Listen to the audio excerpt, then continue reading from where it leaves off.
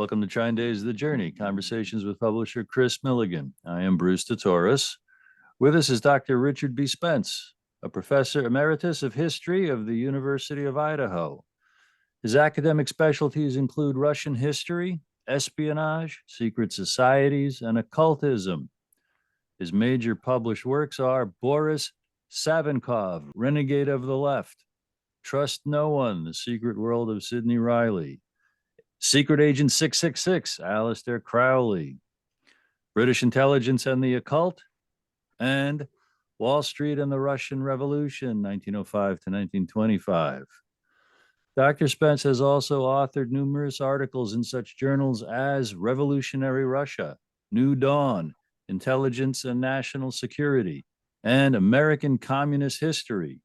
He is also the author and presenter of 3 video series for Great Courses / Wondrium, The Real History of Secret Societies, Crimes of the Century, and Secrets of the Occult. He has also appeared in Wondrium's The Secret World of Espionage and is an interviewee consultant for other programs, including America's Book of Secrets, Unexplained, and the Pennyroyal Podcast. Richard and Kris, it's great to be with you both. Glad to be here. Yes, indeed. My daddy, I've talked about my daddy quite often, but he was the guy who put me here because he told me about these secret societies. I didn't know what he was talking about, and it has caused me consternation and I don't know, ridicule. I guess I could say. A professor in your position to start talking about secret societies, what did your college think of that? They never said a word about it. All right, so there still is a program at the University of Idaho, the honors program, which is kind of a special thing set up for overachievers. You have to have special classes. Faculty were asked to submit proposals for honors courses. So I submitted one and wrote it up, a little short description called, the role of conspiracies and secret societies in history. I don't know, let me throw this out there and just see what happens. There was actually a panel of students who picked the courses they wanted to have, and they grabbed onto that one, and that then became, it was initially an honors course, and then it became just a kind of a regular offering in the history department for years and years, and it was a very popular course. So this was in the 90s, basically. Yeah, this started in the 90s, right. That period, and then went on and on. And so that was a course that I taught, right up until I retired in 2020. I went to school, went to Portland State in the late 60s, and they were just thinking about, independent study. And I was taking anthropology, and I went to the Anthropology 101, I went and talked to the professors. I said, because I've been a voracious reader, I said, I've been reading all these books. And so I talked my way into 300 and 400 courses. I liked those very well. Mm-hmm. And then I wanted to start a independent study on magic and mysticism, because I had been, again, a voracious reader and going to the paperback book things at the local market, and there was Edgar Cayce and Aleister Crowley in there, and so I started reading them, and I found them both very interesting. One kind of mysticism, the one looking at quote unquote magic. At that point in time, my dad was selling Encyclopedia Britannica, and so I looked in the Encyclopedia Britannica, and neither of them were there, and I says, "Gee, why aren't they in there?" And so I wanted to look at that. And I'm very glad that I did that time of looking into magic and mysticism, because once my daddy told me about secret societies, and then I started my research in CIA drugs and the secret societies was one of the hardest for me to find information about, and I finally came across Sutton's book, America's Secret Establishment, and that made some sense of what my daddy said, because, he says, the Vietnam War is about drugs. There's these secret societies behind it. And then he says, and communism's all a sham. These same secret societies are behind it all. It's all a big game. It took me years of reading and research to finally get a handle on what my daddy was telling me. And then so I started going to these JFK conventions. I would be there and I'd be kind of an outlier because I would think, well, you know, I think there's some secret society involvement. There's some magical, mystical properties of the Kennedy assassination. And then I said, and I see some ducks that were put in a row before the Kennedy assassination even happened. Kris, you've said you saw those ducks in a row before he was even elected. Yes. Now we're on the record. Then I came across, James Shelby Downward. It was a book put out by Farrell House, Secret and Suppressed, I believe. Mhm. They had a thing in there about King Kill. And so I read that and I said, that's rather interesting because it brings together, these different paths that I was looking down. And so I was just very pleased to pick up one of the latest works that the writings, the lost writings of James Shelby Downward, in Stalking the Great Whore, and I see that the afterword is being done by you. It brings together the secret societies, especially the Southern Masons, and the police. And I'm talking with another person who was involved in this too. And he talks about, well, there was these kids taken to Florida. They would take these kids to Florida. Some of them would be killed, and then some of them would be turned into slaves, you might say, and were involved in different rituals that these people were doing. It staggers belief a lot of times. Yes. And so what are your thoughts about James Shelby Downward?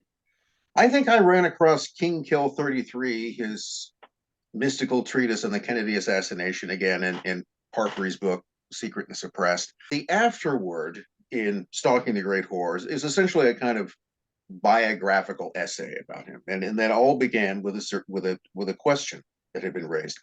Did James Shelby Downward actually exist? Was this guy real? So, having by this time had some experience in going out and trying to track down information on people, I just started in the usual places. You go to newspapers, census records, public records. So it was pretty clear early on that yes, this was a real person. They were born in Ardmore, Oklahoma. They grew up in this area. Their parents had this name. They moved to these places. So what I then did was to take the information I gathered, and I compared it to what he'd written in the kind of first chapter of his autobiography, which was also published by Farrell House, called Carnivals of Life and Death, which I had read by this time. But the simplest way to put it, you'd have to read it on your own to really grasp it, is he describes events in his childhood, these kind of perils of Pauline, completely improbable, absurd situations. In Carnivals of Life and Death, what he does is it's fairly chronological, and he mentions people and he mentions places and areas they live. So I compared what the places he mentioned there with what I could find in the public records. And with very rare exceptions, they matched. He's real. The people he's talking about are real. The places he's talking about are real. So it comes down to this question. The question about Downward is, I don't think it's a question as to whether or not he was, for lack of a better term, crazy, but how crazy was he? So Downward was real. The places he were writing about was real. Now, does that mean that the actual things he's describing were real? If the world that James Shelby Downward describes is real, I mean, if these experiences and what he's happening is what happened to him, then the world is a very, very strange place. There's this kind of what he describes as this vast network of Masonic sorcerers who are always working to organize and carry out rituals in an effort to sort of bend reality in their particular direction for some purpose that perhaps isn't even entirely clear to them. There is something, even in much of the arcane weirdness that he describes, that every now and then sounds oddly familiar. I could give an example from it, which may not make much sense, but it makes sense to me. When I was a small child, I grew up in a small town in Central California. And this was no particular place. It was a place called Taft, California. It's an oil town, pretty much a kind of blue collar place. The smattering of doctors and lawyers and a few standard oil engineers was the closest you had to any kind of upper crust of the town. But I can remember my parents talking, and they were talking about this scandal that had broken out in town. There was some sort of sex scandal. The best I can remember of it is the group of prominent people, businessmen and others, had been sort of caught with their pants down, literally, in some place where there was a young woman who was performing some sort of dance ritual. Exactly the thing, if you think about it, that Downard accuses his ex-wife of being involved in. And I remember my mom asking my dad, they were sort of half whispering to her, she goes, why were they wearing animal masks? Because apparently at this sex party or whatever it was, people had animal masks on, which is another thing. As time went on and you begin to look at occult practices and rituals, you find out is not all that uncommon. There was a ritual occult aspect to whatever these people were doing. It wasn't an ordinary swingers party. My kind of, everybody has a theory about something. And here you have to make, theories aren't facts. Okay, they're not. They're just sort of theories are what you get when you assemble a group of disparate and even in some ways contradictory facts together and you try to create a narrative to explain them. That's also what history is, by the way. It's just simply a story which is trying to explain these things. Right. And the problem with that is that you can take the same set of facts, that is, things that we, sort of benchmarks. This person was born here, they died here. So the narrative or the story that can be created to encompass those facts, well, you can create another narrative that will do the same thing. Best example of that, you were talking about all the theories about the JFK assassination. To some degree or another, you can go through and someone's made a story which more or less makes sense. I mean, it's the CIA. No, it's the FBI. It's this person. It's that person. It's the Israelis. The thing is that only one of those can be true. Maybe none of them are, but if you heard them in isolation, it would be like, oh yeah, that explains it. Yeah, that works. Well, then this one works. Then that one works. I will say this as a professional historian, it's one of the things to understand about what passes as history, because what you're generally getting is one narrative about something, and it may not be the only one. Yeah. Yeah. I was just at a political assassinations conference, and I was back there with my books, and this gentleman walked by and said, I think the mafia did it.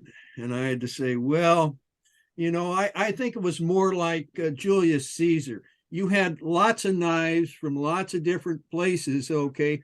And, and that's quote unquote by design, because you have to have something on these other people too. So you have all the different knives in there. And then, to get back to Downer, now I'll have to say that Stalking the Great Whore is a much easier read than Life is a Carnival, that one.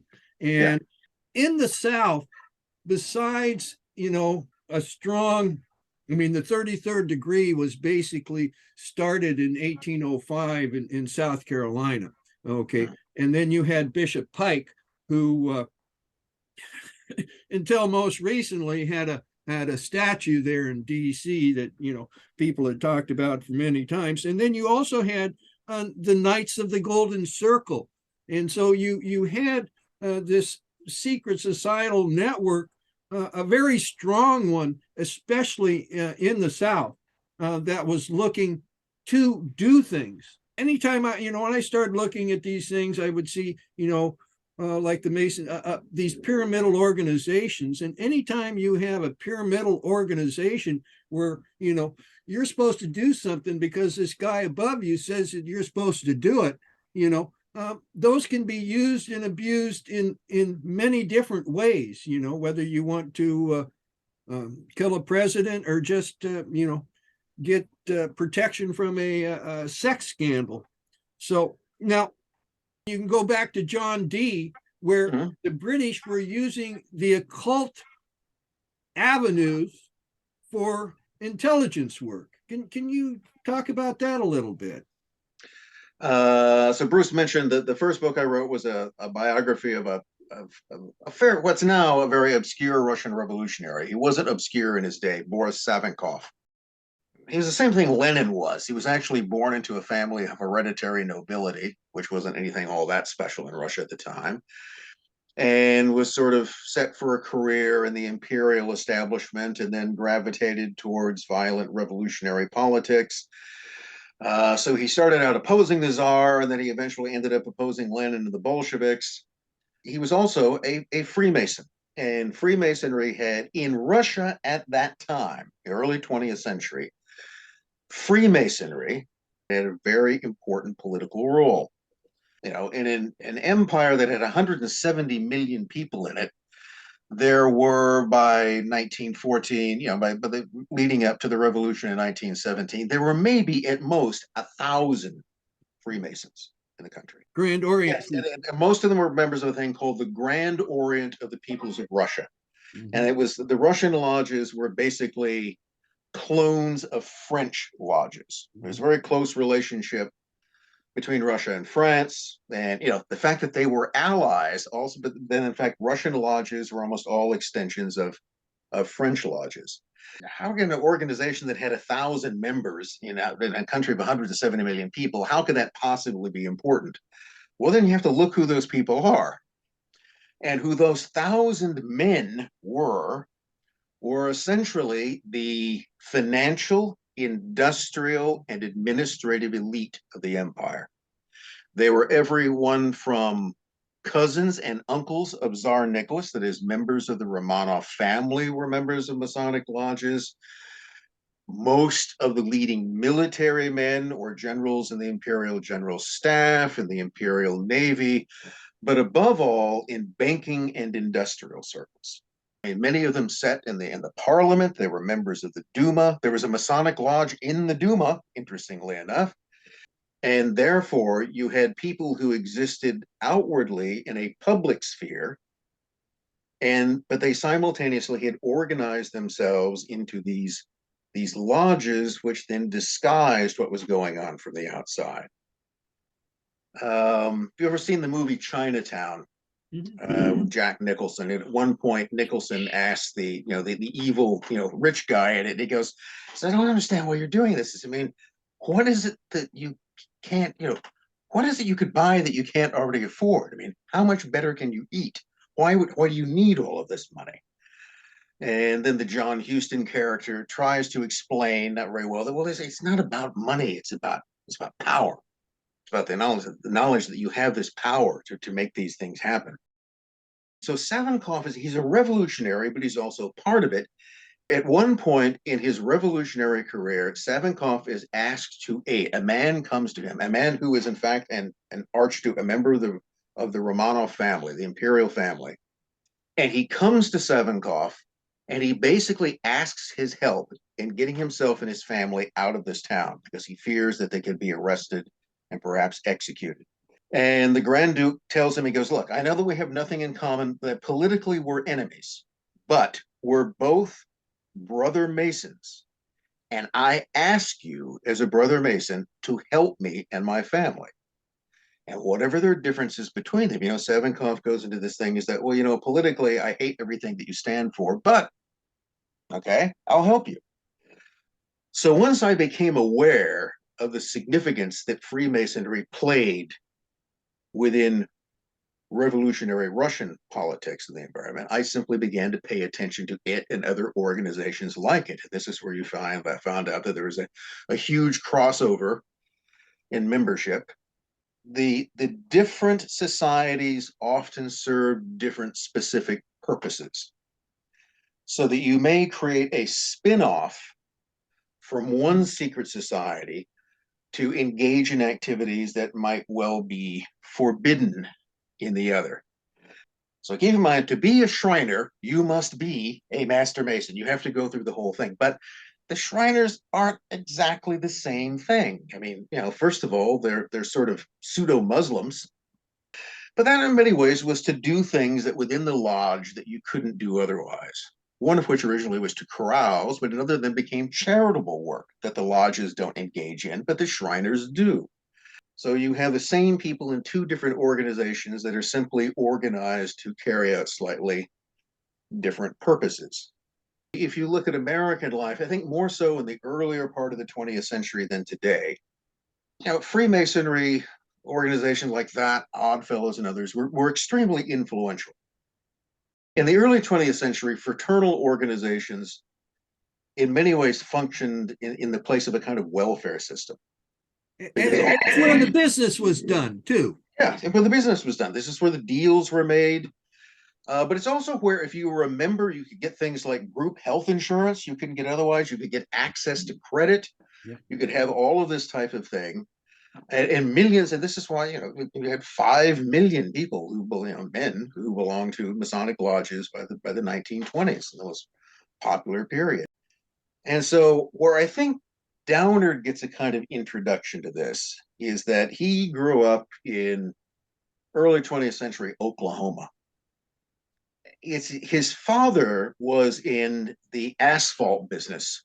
So his father had patented various means of making asphalt for roadways and got municipal contracts in Oklahoma and also throughout the Midwest to put in streets, which was a fairly lucrative business. But of course, the other thing that also connects you to asphalt is to the oil industry in Texas and Oklahoma and everything that goes with that. And then also the way in which you get municipal or county contracts to put in roads is you deal with the political establishment. Right. There's a lot of corruption there.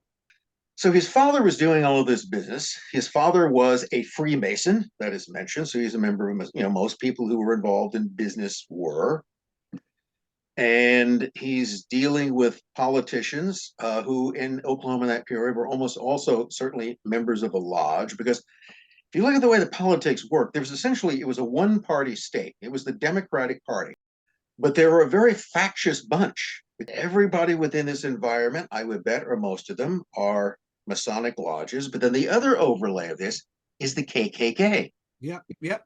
Because there's this another secret society. Politicians, Freemasonry, the KKK. Yeah. And not too surprisingly, there are people who are Freemasons who are members of the KKK. This interpollination between the KKK and local Masonic lodges, he's not making that up. Okay, that was something that has some degree of reality. Whether it was something that existed everywhere, only locally, it did exist. So he's describing something which has a kind of basic reality to it. What he describes as sex magic rituals, which could, what's the difference between that and a very wild party? Okay, well, that's known only to the people who've organized the party, isn't it? But what makes his sort of vision of this, I think, in some ways sort of frightening, if you really think about it, is that he's saying, no, this is pervasive. Similar perhaps to what your father told you. This is the way the world works. There's this whole set of invisible but very real connections between peoples and organizations, which most of us don't realize or see, but this is how it actually operates. Yes, on a certain level, I think he's mad. Mm-hmm. But I also suspect that there were perhaps things that helped drive him in that direction. He talks, for instance, about, and I think he addresses this in the Lost writings, is where he says that, I realized that the memories I had of my former life, I kept realizing that they weren't real, and so I set out to try to recover what had happened. Well, what's he talking about there? He's talking about having his memories erased, false memories implanted, and then struggling to try to figure out what was real. I don't know. Do people do things like that? Yeah. Yeah. Who does things like that? When you look at it, like Pike, okay, Pike was head of the Ku Klux Klan, head of the Masons, okay, the Southern jurisdiction of Masons, okay, and then Bedford Forrest, okay, started Knights of the Golden Circle, okay, and that's in Tennessee too, and then you have, a most assuredly a strong Masonic presence and Ku Klux Klan presence in Southern police jurisdictions, So, but now, what do you think of King Kill 33 of Downard's basic posit there? Well, what he's roughly describing for the uninitiated is that the assassination was a sorcerous ritual which was carried out in plain sight, so that the rest of the world could see it, but they really wouldn't understand what they were seeing. They would see that a man was killed in a particular place. A ritual, in its simplest form, is simply a series of actions carried out in a precise order to create a desired result. Now, if you think about it that way, you will then realize that every symphony, every play, every movie, everything that has precise are rituals. That's what they are. They are a ritual in which you participate in. But the basic idea of the rituals is that, Kennedy was killed. He was set up and he was killed. He was created as a kind of offering, to kill a king.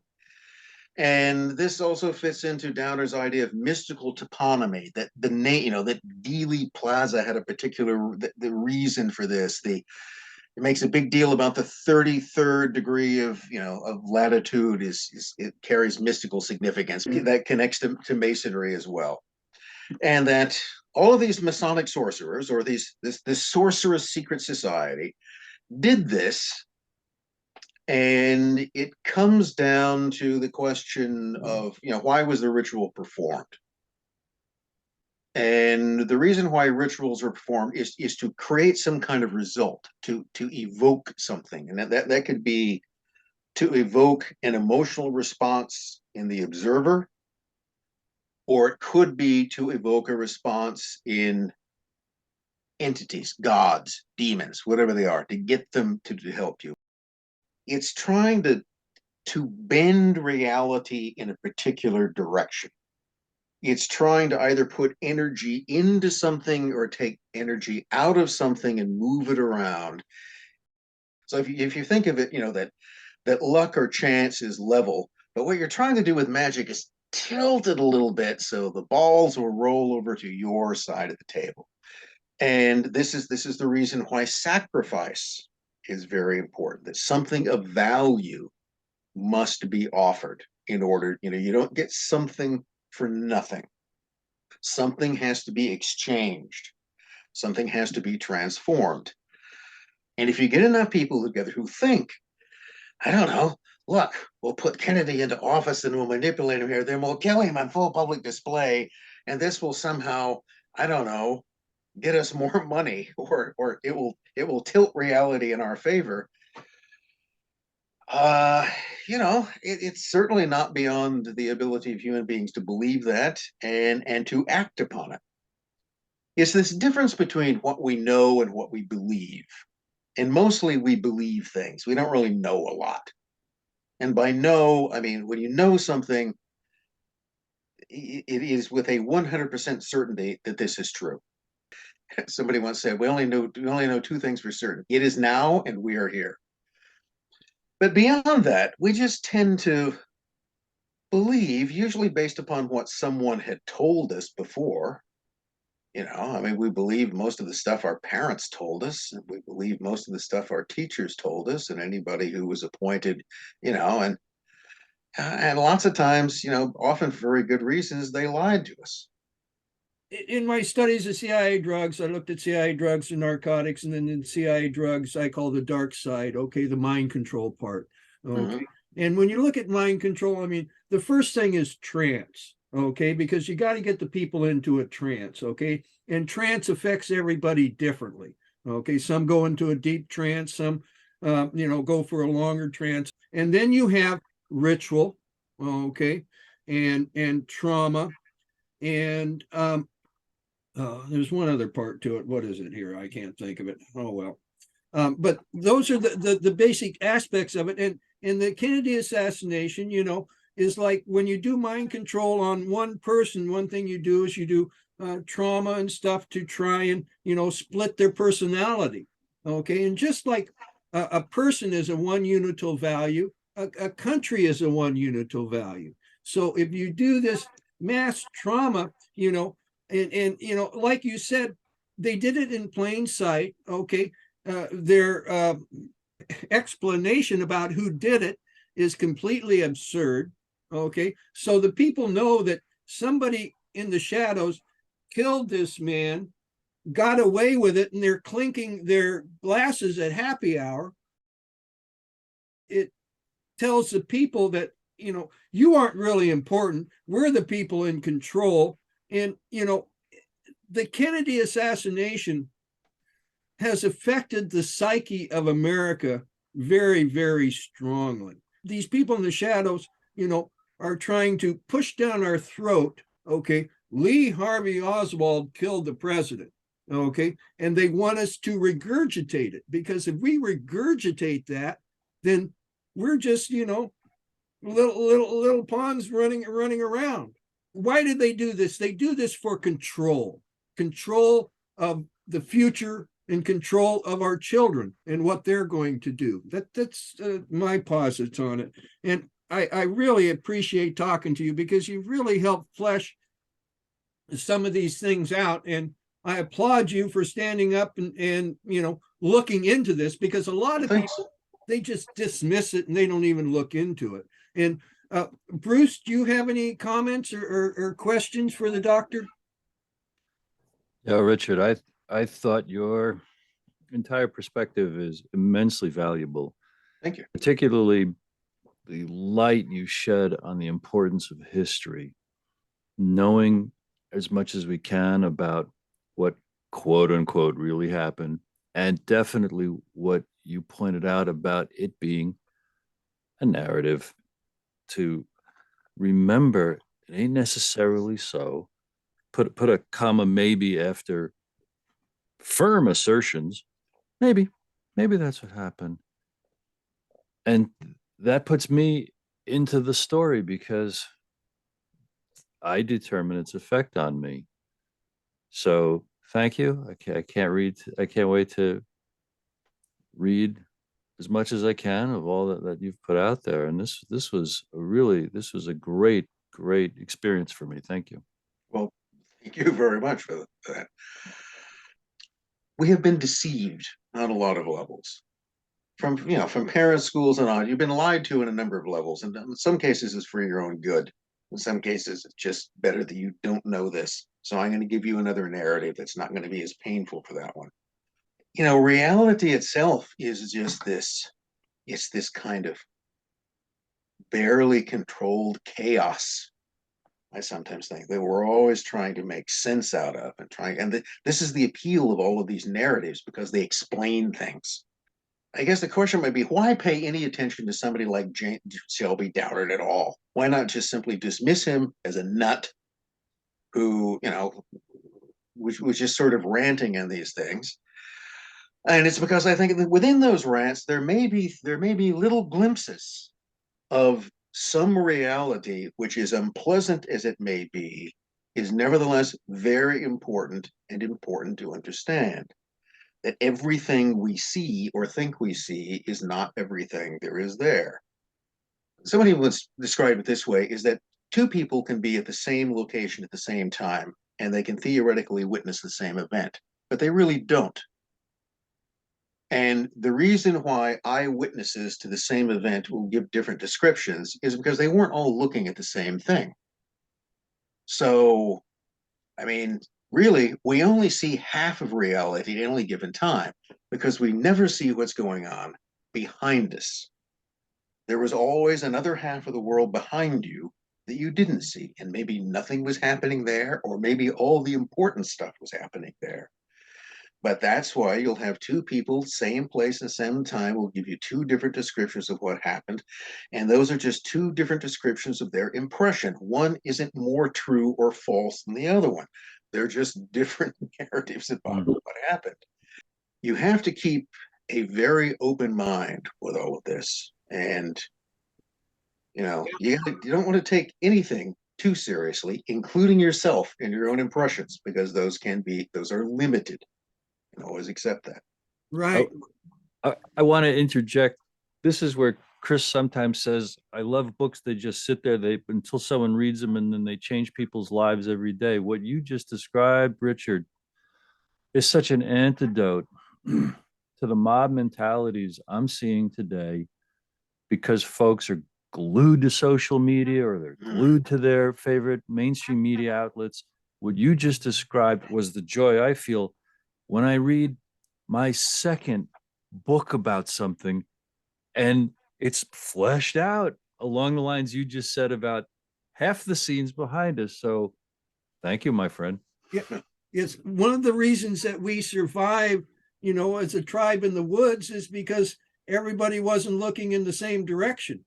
And so, you know, that always helps. And then I just watched a professor from New York University talk about a thing called verification in reverse. Okay. And he says this is part of the dynamic that's going on right now, where they take something that is established fact, like you were talking about earlier, and then saying, oh, well, that's not true. Okay. Because then that gives power to something and creates this whole other, you know, aspect. And this is what you know, they're using a lot in propaganda and in psychological warfare to get people into these little camps, lobbing bombs at the people over here on this camp, you know, because as long as they can keep people fighting each other, okay, it's much easier for them to take their quote unquote plan forward. And so again, Dr. Spence, I really, really enjoyed this conversation. I really thank you so much for coming on. I thank you so much for your willingness to look into this material, because, you know, I started looking into it a long time ago, and there was very few people I could talk to, and they would just say, nah, that's all just crazy stuff. That's just crazy stuff. But you know, you had one thing my father told me, I'm so glad he did. He said, read it all, because you learn so much from the myths and the disinformation. And I just want to thank you again so much for coming on. Any last words that you have? Well, I want to thanks for having me on. And it's reassuring to find out that you're not the only person who thinks that this stuff is interesting. And I mean, and that's one of the things I would say in academia. The general response to anything that is done in academia is to simply be ignored. That's the way in which anything contrarian tends to be dealt with in academia, is that you don't attack it, because that draws attention to it. Amen. But it's simply to just pretend that it's not there. Oh, I don't know. Is this person teaching this class and that? I don't know. Never heard of that. Yeah. Well, I'm used to getting ignored. We've got 160 some books, been doing it for 22 years, and don't have a Wikipedia page, and people try all the time to set one up. So again, thank you so much, and onwards to a better future. Amen. Indeed.